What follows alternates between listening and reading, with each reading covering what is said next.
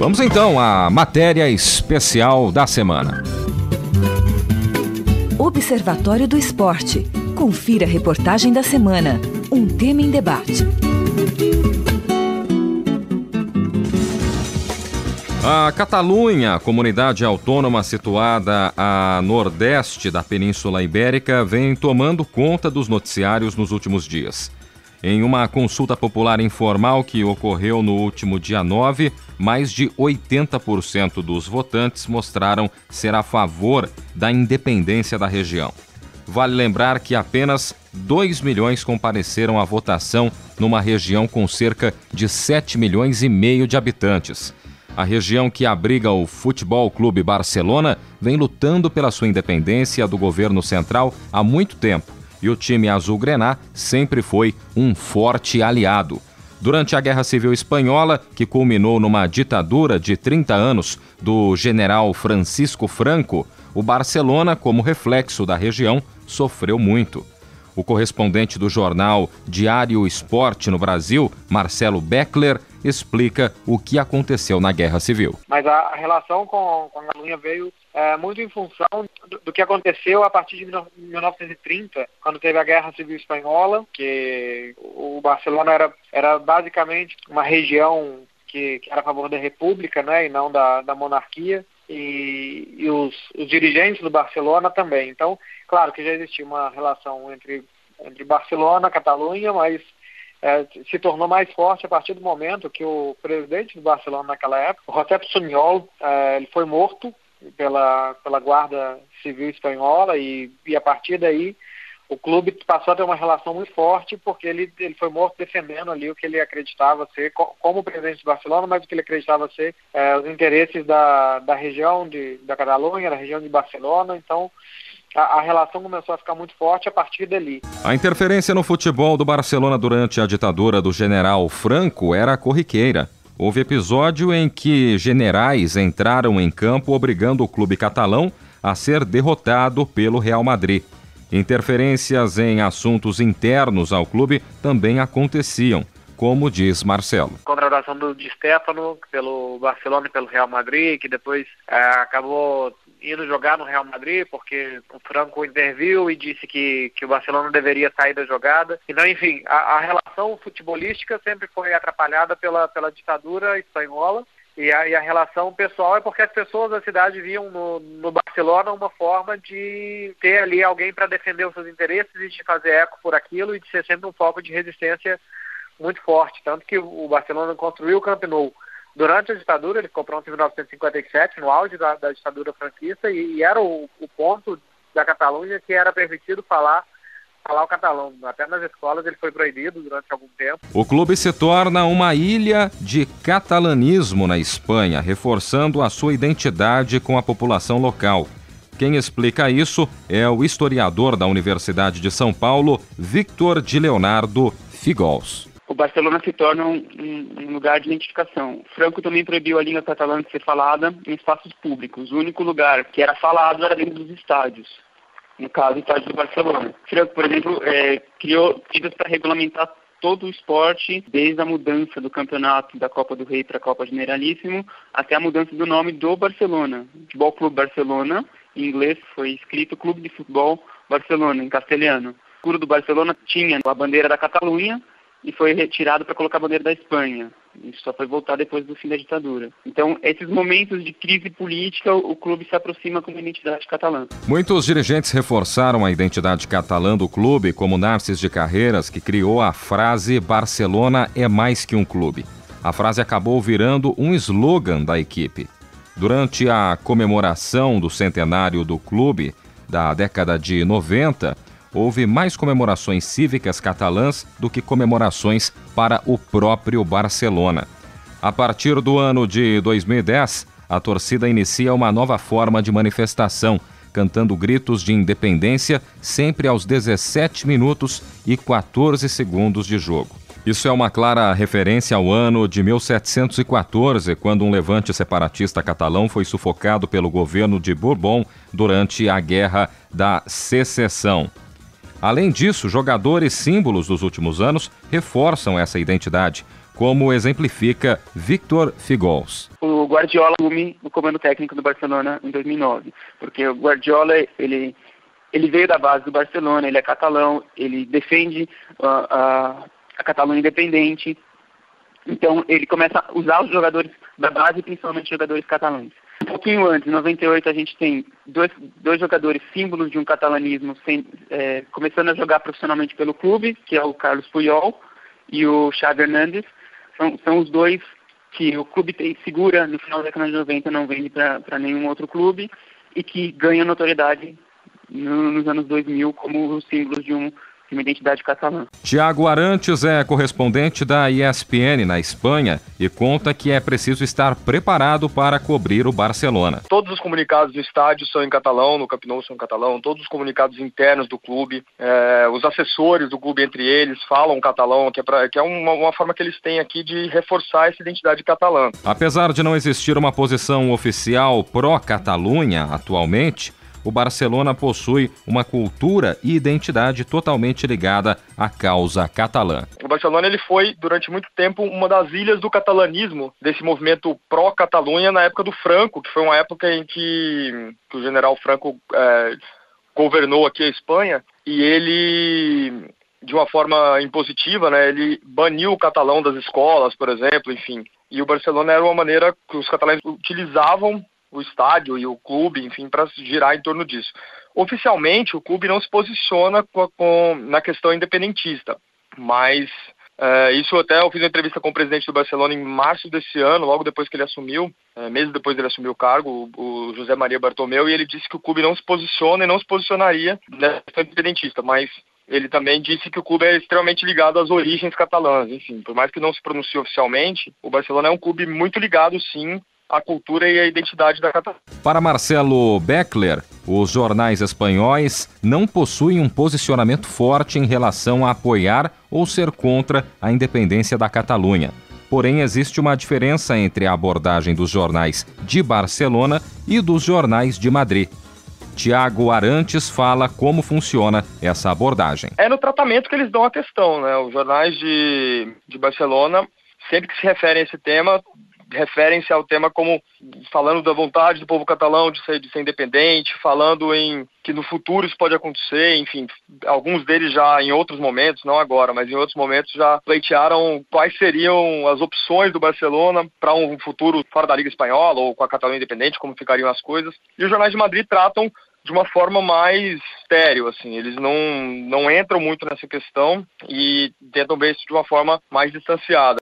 Pegando como exemplo o El País, maior jornal em circulação da Espanha, Tiago disse como é o tratamento dado à questão separatista. No dia da consulta, o El País, que é o maior jornal aqui da Espanha, ele tem uma página em catalão e uma página em castelhano, né, em espanhol. Na página em catalão ele estava com a aspa, a declaração do presidente da Catalunha, do Artur Mas, dizendo que a consulta era o começo de uma nova era para a Catalunha, algo assim. E na página em espanhol, na versão espanhola, estava escrito, o título era Uma Consulta Inútil. Então, assim, são duas formas muito diferentes, dentro do próprio jornal, nesse caso, de ver toda a situação. Já os jornais de Barcelona tentam relacionar a questão com celebridades e jogadores do clube. Ganharam destaque a vinda de Guardiola da Alemanha apenas para o referendo e os jogadores que foram votar. Mas Tiago diz que esperava uma cobertura maior dos jornais locais. Não foi capa durante 2-3 dias do Mundo Deportivo ou do Esporte, que é outro jornal daqui, a questão independentista. Ganharam sim espaço dentro dos jornais e tal, mas eles tentam relacionar isso sempre, a votação no caso, né, com os jogadores do Barcelona e com celebridades do Barcelona, enfim, ligados ao Barcelona. O fato da globalização do Barcelona no meio futebolístico e o grande número de torcedores que ele possui fez com que a questão separatista catalã ganhasse maior destaque no mundo. Marcelo Beckler compara a repercussão da Catalunha com outros movimentos separatistas pelo mundo. Teve recentemente na Escócia também, né? E os escoceses puderam votar, coisa que os catalães não podem, para se separar ou não do Reino Unido. E acho que foi menos falado aqui, talvez até por essa questão futebolística nossa abranger tudo. E o Futebol Clube Barcelona é importante por conta disso, né? De conseguir dar uma dimensão para as coisas de Barcelona e da Catalunha que na Escócia, por exemplo, não teve, que Hong Kong agora que tenta fazer a mesma coisa com a China e que os países do leste europeu não tiveram. Eu vejo uma repercussão muito maior do que acontece na Catalunha do que o que aconteceu, por exemplo, na Escócia, que foi uma coisa bastante parecida e que se passou há poucos meses. Com uma possível separação da Catalunha, Marcelo afirma que o maior prejudicado seria a seleção espanhola. Se existisse uma seleção catalã que joga hoje uma vez por ano uma partida amistosa para dizer que ela existe, mas se ela existisse em reconhecimento da FIFA, por exemplo, eu acho que essa seleção teria os seus jogadores atuando por ela e não pela Espanha. Caso do Busquets, do Puyol, do Xavi, o Guardiola mesmo diz que, por mais que tenha defendido a seleção da Espanha, que Catalunha não é Espanha, acho que esses atletas mais identificados e a partir daí todos os outros defenderiam a seleção catalã e não a seleção espanhola. Já Thiago Arantes diz que o campeonato perderia muito e fala que mesmo com uma separação da Catalunha, a tendência é de que o Barcelona continue disputando o campeonato espanhol. Eu vejo muito difícil o Barcelona jogando um campeonato catalão de 8 times, lá com o Espanhol, com o Girona, com o Llobregat, com o San Andreu, entendeu? Que são times de segunda, terceira divisão, Sabadell, são times irrelevantes, né? O Espanhol não, mas os outros são times irrelevantes demais e que não fariam sentido para o próprio investimento do Barcelona. O Barcelona não ia manter o elenco com Suárez, Neymar e Messi para jogar contra o San Andreu num campo de 3 mil pessoas numa terça-feira à noite, entendeu? A tendência é que o Barcelona fique na Liga Espanhola, mesmo a Catalunha se separando da Espanha. Antes do nosso debate já tradicional, começando pelos agradecimentos, ao historiador da USP, o Victor Figous, e também aos jornalistas, o Marcelo Beckler, que é correspondente do Diário Esporte no Brasil, e também ao Thiago Arantes, correspondente da ESPN. Para começar esse nosso bate-papo, claro que vamos continuar com as presenças aqui do Carlão Napolitano, também do Tuca. Nosso convidado especial hoje, professor Max, também está por aqui, vai acrescentar muito a respeito desse tema, mas começando com os alunos que produziram a matéria desta semana. E o Thiago Pavini está por aqui, também o Heitor Facini. Ô Thiago, como vocês observaram durante a produção essa relação aí, futebol e política? Um abraço para você. Um abraço, Guilherme, amigos da mesa, amigos ouvintes. É bem bacana mesmo essa relação do futebol, porque muita gente pensa que o futebol é apenas um esporte, mas na verdade ele tem uma carga cultural muito grande, que dá para ser explorada. A gente vê que o futebol, olhando por esse caso do Barcelona, é uma manifestação cultural muito grande, muito importante para o povo catalão. E às vezes a gente vê, por exemplo, um clássico da grandeza do Real Madrid e Barcelona.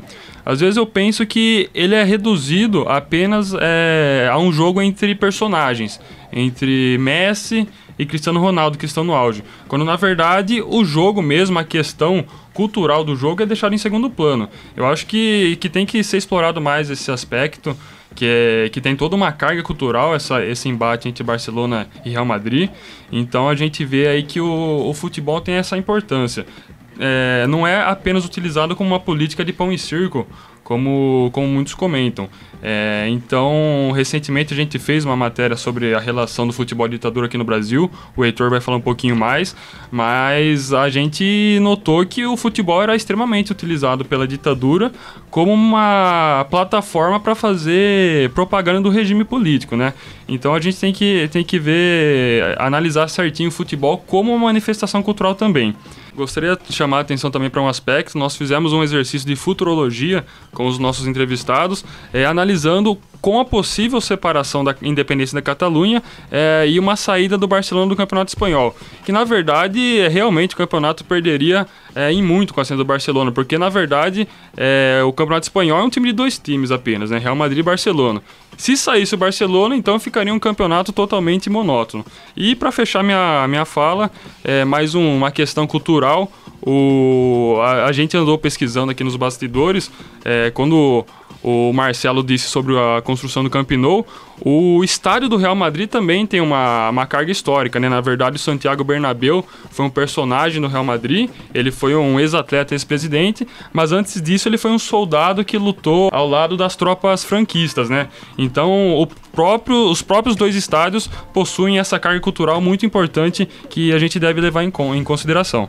Tiago, antes do Heitor fazer os comentários dele, eu queria também dizer que eu achei interessante vocês terem colocado essa questão da futurologia, que foi uma observação que eu fiz na semana passada quando pensamos nessa pauta, né, que era uma curiosidade minha, como ficaria um campeonato espanhol, como ficaria a seleção espanhola. E eu acho que o entrevistado, se não me engano, foi o Marcelo, ele mencionou isso, os times que o Barcelona teria que enfrentar num eventual campeonato catalão, ou um campeonato espanhol com um time único, né, com exceção aí esporádica de um time que consegue vencer essa barreira, como no ano passado, ou melhor, neste ano, né, o próprio Atlético de Madrid, que foi o campeão.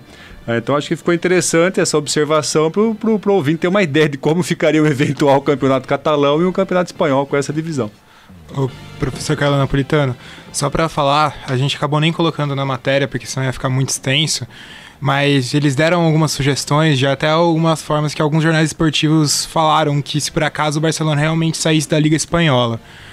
Falam-se, a sugestão mais comentada foi uma possível união do Barcelona com a Liga Francesa. A Catalunha faz fronteira com a França, então seria uma distância muito grande. E a Liga Francesa, ela aceita times de outros países, outros territórios independentes, como por exemplo o Mônaco, do Principado de Mônaco. Já a Liga Espanhola, ela não aceita isso. Tem os times de Andorra que participam, mas são todos times amadores, não são times profissionais que participam de lá. E para comentar um pouco mais sobre a matéria, ela me lembrou bastante a matéria que a gente fez nesse ano mesmo, que é sobre a relação do futebol e da ditadura no Brasil. A Espanha também sofreu uma ditadura de um tempo bem grande, foi durante 30 anos, foi de 30 a 40 anos, eu não lembro ao certo período que quando eu li para fazer a matéria, e o professor Max pode me corrigir melhor. O professor Max está atento por aqui. A Guerra Civil começou em 1936 e Franco, graças a Deus, faleceu em 1978. Muito obrigado, professor. E dá para fazer uma boa relação, porque assim como Barcelona foi uma ilha de catalanismo dentro da Catalunha, a gente teve essas ilhas lutando contra o regime aqui no Brasil, como muitos entrevistados que a gente teve. Talvez não teve a força que o Barcelona teve nessa luta na ditadura da Espanha, porque aqui a gente entrevistou casos mais esporádicos, como por exemplo o Afonsinho, o Vladimir com a democracia corintiana, o Reinaldo no Atlético Mineiro. São muitos casos esporádicos que a gente conseguiu lembrar. E é muito interessante, reiterando o que o Thiago falou, dessa relação do futebol ser muito mais do que o simples esporte jogado no campo.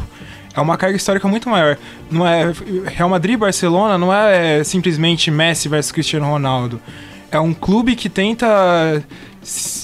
lutou muito mais contra uma tirania de uma ditadura, contra um clube que foi beneficiado durante muito tempo por essa ditadura. Tem um peso histórico muito mais forte do que apenas dentro das quatro linhas. Só um comentário rápido antes de passar, que tem uma pergunta para o Max também. Vocês tentaram entrevistar vários jogadores, né? Que algum ouvinte mais crítico pergunta, né? Por que não ouviram jogadores que jogaram no Real, no Barcelona? E qual foi a dificuldade? Simplesmente de agenda? Ou vocês sentiram talvez que alguns jogadores não queriam abordar esse tema, talvez? Acreditamos que foi de agenda mesmo, né? Porque é um tema bem bacana de ser abordado, então acho que ninguém iria, vamos dizer assim, fugir de fazer um comentário que acrescentaria muito. Mas tentamos o Edmilson, tentamos o Silvinho, o Evaristo de Macedo também, mas não conseguimos contato.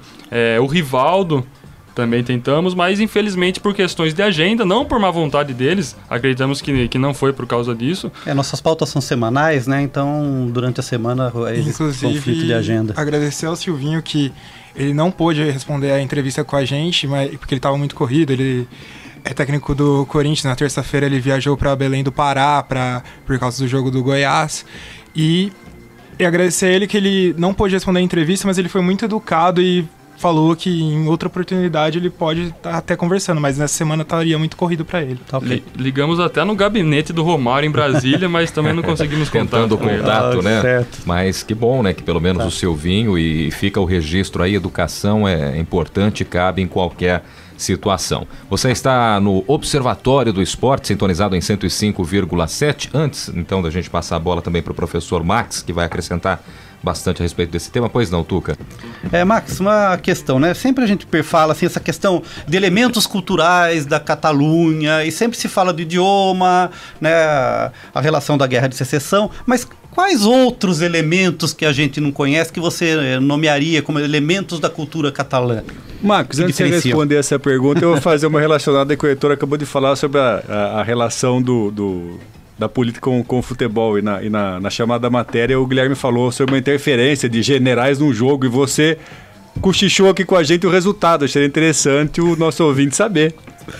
Bom, em primeiro lugar, eu não sou especialista em futebol, né? Eu quero que fique bem claro isso. A minha especialidade é handebol. Joguei pela seleção da Espanha juvenil, inclusive, né? Não joguei, fiquei no banco, né? Mas tudo bem, né? Fui convocado, né? Já é alguma coisa, né? Olha, a questão é muito peculiar, muito particular, né? Quer dizer, que diz muito a respeito da história da Espanha, como que a Espanha se constituiu. E, na verdade, o que nós temos são nações, né? Não podemos falar de uma nação, nós temos várias nações dentro de uma nação, né?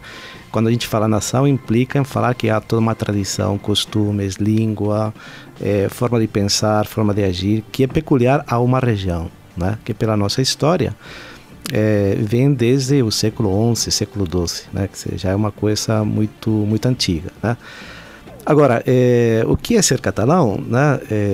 Na verdade, o povo catalão é um povo muito receptivo, muito aberto, né? Embora tenha uma identidade também muito forte, mas particularmente eu não falo catalão. Toda vez que eu fui, não foi uma nem duas vezes que eu fui para lá, se eles percebem que você não sabe catalão, imediatamente eles mudam para o espanhol, né? Todo mundo fala o espanhol, né? O que aconteceu e o que acontece com essa região é que economicamente ela teve sempre uma ligação muito forte com a Europa, né? Quer dizer, Catalunha é um porto no mar Mediterrâneo que transitava muito as mercadorias com os países da Europa, e teve uma vocação europeia muito forte, né? Ao contrário do que é Madrid, que é mais uma vocação mais centralista, mais voltada para a América, mais voltada para outra área comercial. E isso sempre deu um choque de interesses econômicos muito fortes, né? Então, além da questão da identidade e da cultura, o que ocorre é uma divergência de enfoques econômicos muito forte nas duas regiões. Então, Max, eu tenho alguns dados aqui, aí depois você responde o Carlão. A Catalunha tem 7,5 milhões de habitantes, ela tem 16% da população espanhola e ela é responsável por 19% do PIB espanhol, né? Então, quer dizer, tem importância econômica muito grande dentro da Espanha. E até que ponto essa crise espanhola reanimou esse espírito separatista? Olha, Tuca, na verdade, se a gente for pensar como que historicamente se constituiu forte a região de Catalunha, quem incentivou economicamente a região de Catalunha foi o Franco, né? Porque havia essas compensações. Eu te reprimo politicamente, mas economicamente te dou vantagem. Isso aconteceu com a Catalunha, com o País Basco, enfim, é um ponto nevrálgico. Agora, o que a crise de 2008 apontou é um dado que não se falou e que os jornalistas não falam, mas é a região mais endividada da Espanha hoje. Ou seja, se ela tivesse hoje a independência, falia. Né? Isso é um dado, né? Certo. E está comprovado que se deve, em grande parte, à corrupção dos presidentes da Catalunha. Né? Comprovadamente, inclusive... Eles têm um sistema de regime diferenciado. Sim. Os grandes ex-presidentes da Catalunha todos estão sendo processados por corrupção. Né? Então, o que acontece? Mesmo com essa situação toda, o governo central de Madrid é o que mais repassa dinheiro para a região de Catalunha. Né? Claro que é um sistema que nós temos monárquico, né? Republicano, mais um caráter mais republicano, mais democrático na prática, mas na teoria um pouco mais monarquista, não é? E se a Catalunha não foi para a falência, é pelo dinheiro que recebeu do resto da Espanha, inclusive mão de obra, né? Isso tem que ser dito. No mundo globalizado, eu acho que é ridículo a proposta deles de se tornar independente, né? Aliás, não é sustentável, você acredita? Insustentável totalmente, né? Até porque a União Europeia hoje não tem muito sentido você ficar separado.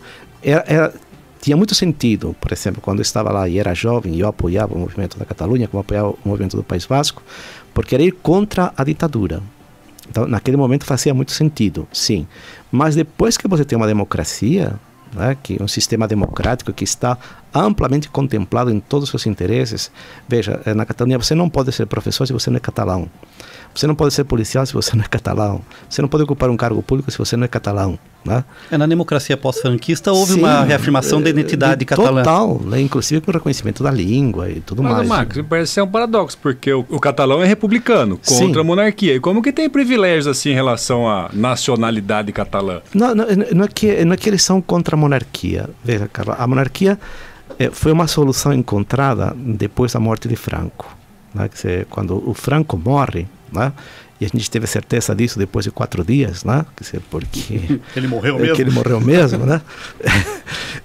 O que ocorre é o seguinte, né? É que você cria uma constituição na qual todo mundo concorda em função de ter forças reacionárias muito fortes mesmo, principalmente nos militares, no setor militar, que você cria a figura do rei, da monarquia, que seria uma figura conciliadora dos interesses. Porque, na verdade, o que você faz na prática é substituir Franco pelo rei. Só que o rei tem todo o poder dentro de uma Constituição. O Franco não tinha o poder dentro de uma Constituição. Não é? Tanto é que houve levantes militares depois da morte de Franco e o rei teve que pôr a farda e falar, não, o chefe do exército sou eu.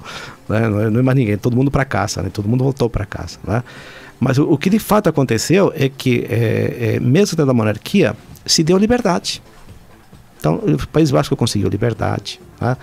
Os catalães conseguiram liberdade, a região de onde eu sou, do Reino de Leão, conseguiu liberdade. Eu não sou nem de Castela, nem de Catalunha, né? Sou de outra região. Nós temos liberdade, né? Enfim, se deu muitas possibilidades, né? De uma convivência que tivesse esse princípio do equilíbrio, né? O que acontece é que a identidade dos catalães, do País Basco e mesmo da região onde eu sou, né, da região de Leão, ela foi reprimida na época do franquismo, como vocês muito bem colocaram, né? E isto é algo que é cultural, é algo que carrega uma mágoa muito forte, um sentimento de ser explorado, de não ser reconhecido, de ser maltratado, de ser um cidadão de segunda categoria, quando na verdade eu sou de primeira categoria, né? E isso é um ressentimento que fica. Né? E esse ressentimento é o que faz com que essa pessoa que é a figura do MAS incentive aí o plebiscito, né? Mas é bom que tudo seja dito, né? A figura do MAS, o MAS é um político de extrema direita, né? É absurdo você pensar que num regime democrático um sujeito da extrema direita está propondo um referendo para se separar. Quer dizer, a Catalunha voltaria para a época pré-franquista, né? Quer dizer, de democrático não tem nada, né? Esse modelo, né? E falando com os professores, assim, que eu tenho mais contato, né? da região de Valência, não de Catalunha, mas é catalão que se fala lá, né? Mas de jeito nenhum aceitam a figura do MAS, né? Pode ser separação, sim, né? Mas sem romper a federação. Né? O que eles querem é mais autonomia para algumas questões. E no fundo, o que se acaba acontecendo é que é um jogo tipo, o MAS recuaria se o Estado espanhol pagasse as dívidas da Catalunha. Uma troca. Né? E o espanhol está governado também por uma direita meio brava, reacionária, e falou, não, meu cara, que cada um paga o que deve, né? Esse é o acordo da federação. Né? E com isso, a população, na hora do plebiscito, ela pensou 2 vezes, não só não compareceu, não é? Como não se manifestou. A maioria da população da Catalunha não se manifestou. Esses 2 milhões que compareceram, assim, se calcula que uma boa parte é funcionalismo público, né, não é nem população, são segmentos muito bem localizados, né, que compareceram em massa e que optaram por essa votação. Mas é uma votação simbólica que não tem valor legal nenhum, porque o governo da Espanha cortou. O professor Max, e no futebol, o que significa isso? E até também entrando no gancho da pergunta do Carlão, né? O resultado final do episódio que a gente citou na matéria. É engraçado, né? É muito engraçado como que o futebol pode ter essa repercussão. Mas, de fato, Franco usava o Real Madrid, porque o nome de Real Madrid é um nome muito engraçado, né? Quer dizer, quem deu o nome de Real foi um rei que houve na Espanha antes do Franco, Afonso XIII, né? Que deu o nome de rei de Real para o Madrid, porque o Madrid não era Real coisa nenhuma, né? Então o que aconteceu? Na Catalunha também. Então houve essa tentativa de reafirmar um time capaz de brecar o Real Madrid, né? Tanto que o episódio que vocês falaram aí, que é muito engraçado, que é a contratação do Di Stéfano, né? O Di Stéfano foi uma vingança do Madrid sobre o Barcelona, porque o Real Madrid queria contratar o Kubala, que era um excelente jogador, né, na Europa, e o Barcelona passou a perna no Real Madrid. Você foi e contratou. E aí o Real Madrid aproveitou e contratou o Di Stéfano, porque o Di Stéfano jogava num time da Colômbia. Só que a Colômbia tinha uma liga paralela, não era reconhecida pela FIFA. E ele mesmo sendo argentino jogava no time do Milionários da Colômbia, né? E o que fez o Real Madrid? O Real Madrid negociou com o clube dele, lá de origem da Argentina, enquanto que o Barcelona tentou negociar com o Milionários. Então, o que a federação falou, não, essa negociação é ilegal porque ele joga num time legal. Então, passaram a perna, né? E o resultado em questão foi o seguinte, foi uma disputa do campeonato da Espanha, então tinha tido o jogo de ida, né? E o Barcelona tinha ganho 3-0. Tá? Aí o time na hora de volta, então o Madrid tinha que fazer pelo menos 4 gols, né? Bom, o resultado final foi de 11-1, né? Os generais fizeram gols também lá? Sim, entraram no vestiário, não entraram no campo, entraram no vestiário. Qualquer semelhança com a Copa de 78. Isolaram os jogadores, né? O juiz era totalmente manipulado, controlado por aquilo que seria o Real Madrid. E foi um resultado tão escandaloso que até os próprios jogadores do Real Madrid reconheceram que tinha tido interferências externas, né? Porque um time que ganha 3-0 não perde de 11-1, né? Mas no fundo era isso, né? Que será ser campeão da Espanha. Agora você imagina o que seria ser campeão da Espanha por um time de Catalunha. Isso o Franco jamais aceitaria, né? Tanto é que ele ia nas festas, nas comemorações do Real Madrid e nunca jamais entregou, nem fez assim, um ato de um esforço para entregar uma taça ao Barcelona, né? Ou ao Atlético de Bilbao, né? São os 3 grandes times que tem na Espanha, na verdade. São os únicos que nunca caíram para a segunda divisão. O resto todo mundo já desceu. Depois ele falou que não entende de futebol ainda. Não, é especialista no futebol espanhol. Que é folclore, né, cara? Isso faz parte do folclore, como faz parte do folclore, por exemplo, na área do cinema, né? Então, tem até o cinema da década de 40, 30 e 40, né? Que as madames lá de Madrid ficavam escandalizadas porque se jogava lá na rua praticamente, né? E os jogadores trocavam na rua, então já iam com o uniforme por baixo. O uniforme do Real Madrid é branco, né? Igual calção. Então eles chamavam a polícia para reprimir o ato libidinoso, né? Onde já se viu gente jogando de calção no meio da rua, né? E até o final a polícia acabou entrando na torcida, né? Se apoiando o time, né? Mas isso não tem nada demais. Por exemplo, em Bauru, na época que o Noroeste jogava, também quando vinha o pessoal da Vila Falcão para treinar aqui no centro da cidade, houve uma queixa na delegacia de polícia, porque eles vinham mostrando as pernas, o que atentava contra os bons costumes da cidade de Bauru, né? Quer dizer, os senhores de Bauru reclamaram que as senhoras de Bauru viam as pernas dos jogadores do Noroeste, né? Então isso é um folclore assim muito conhecido, né? De você procurar atentar contra os bons costumes, enfim, jogo, esse tipo de questões. O problema é que no caso que está se tratando, né? O que estava por trás eram, sim, como vocês muito bem falaram, os interesses econômicos e políticos, né? Então, ceder, não ceder, levar indústria, não levar indústria, né? E de fato o Barcelona se tornou o único local na Catalunha onde se podia falar catalão, né? O resto era totalmente proibido, né? Mas no clube sim podia falar, no estádio podia falar, né? Há toda uma história com relação a isso, né? Porque o símbolo do Barcelona as barras que eles colocam, né? Inicialmente eram vermelhas e amarelas, que é a bandeira da Espanha. Então o que Franco fez foi obrigar que colocassem só 2 vermelhas e uma amarela, que é a bandeira da Espanha. Quer dizer, simbolicamente eles tentavam falar, a nossa bandeira da Catalunha é vermelha e branca, só que tem muitas listas, e Franco falou, não, deixa só 2, né, que é a bandeira da Espanha.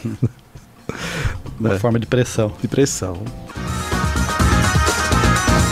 Tá certo, vamos chegando já na reta final do Observatório do Esporte deste sábado, mas antes até do nosso encerramento, da nossa ficha técnica tradicional, agradecendo a participação especial, né? Acrescentou muito, deu uma aula pra gente também a respeito da reportagem da semana, falando um pouco mais da Espanha, dessa relação também da Catalunha, de Barcelona, Real Madrid, várias histórias, professor e doutor Maximiliano Martim Vicente. Professor Max, obrigado pela presença. Já fica o convite aí para participar mais vezes aqui do Observatório do Esporte. Eu que agradeço a oportunidade. E você, ouvinte do programa que acessa as redes sociais, curta a nossa página no Facebook. O endereço é o www.facebook.com/Observatório do Esporte. Acesse também o blog do nosso programa. O endereço é o www.observatoriodouesporte.unesp.blogspot.com.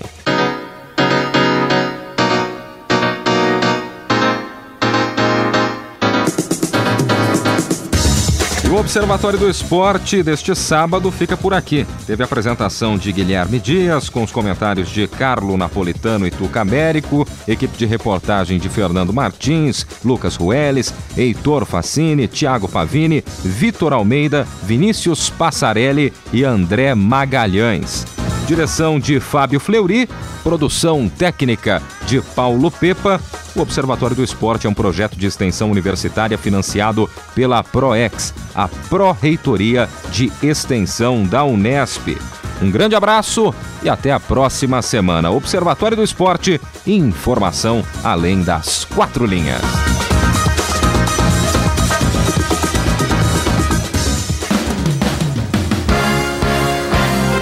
A Unesp FM apresentou Observatório do Esporte, o programa que dá bola a todas as modalidades esportivas.